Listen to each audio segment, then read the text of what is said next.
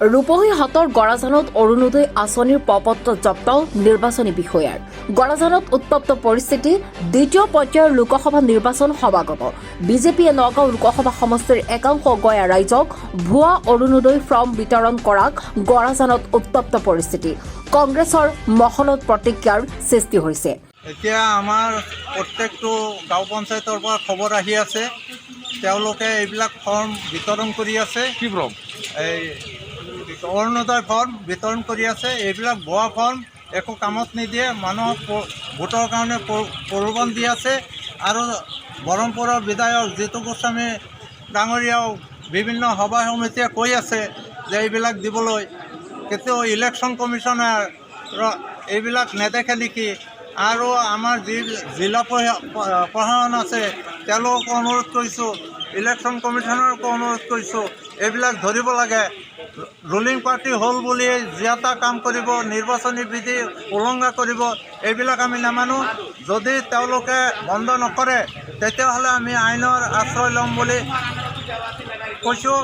আৰু অতি সোনকালে এইবিলাক বন্ধ কৰিবৰ কাৰণে নিৰ্বাচন আয়োগ আৰু জিলা প্ৰশাসনক মই অনুৰোধ জনাইছোঁ।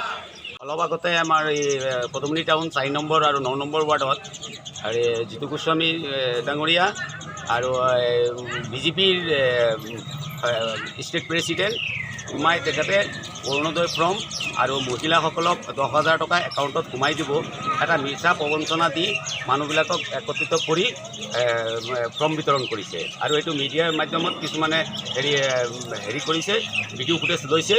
আৰু এইবিলাক বৰ্তমান কোড অফ কণ্ডাক্ট লাগি আছে।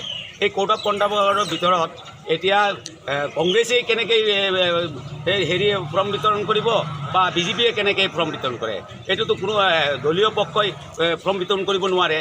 এতিয়া বিজেপিৰ কৰ্মকৰ্তা, এজিপিৰ কৰ্মকৰ্তাবিলাকে অৰুণোদয় ফৰ্ম ডিষ্ট্ৰিবিউট কৰি আছে। আমি মিডিয়াৰ যোগে প্ৰকাশ কৰিছোঁ যাতে এইটো নিৰ্বাচন আয়োগে এইটো বিহিত ব্যৱস্থা লয়, যাতে XYZ কোনো দলেই যাতে এইটো কৰিব নোৱাৰে।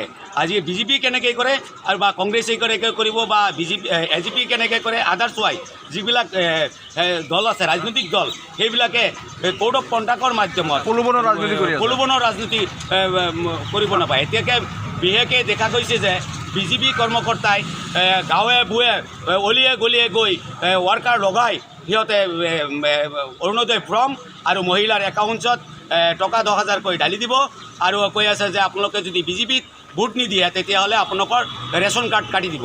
সিহঁতে এইটো ক'ত কাট পেলায়। এইটো নিৰ্বাচনী আয়োগৰ আমি কাটৰ আহ্বান জনাইছোঁ। এইটো বিভাগীয় তৰফৰ পৰা একশ্যন হ'ব লাগে। যোনটো দলেই নকৰক সেইটো দলৰ প্ৰতি পূৰা একশ্যন হ'ব লাগে। আৰু এইটো বিধি উলংঘা কৰি আছে। জুৰিয়াৰ পৰা আজিজুৰ ৰহমানৰ ৰিপৰ্ট, নিউজ ৰিপৰ্ট টুডে।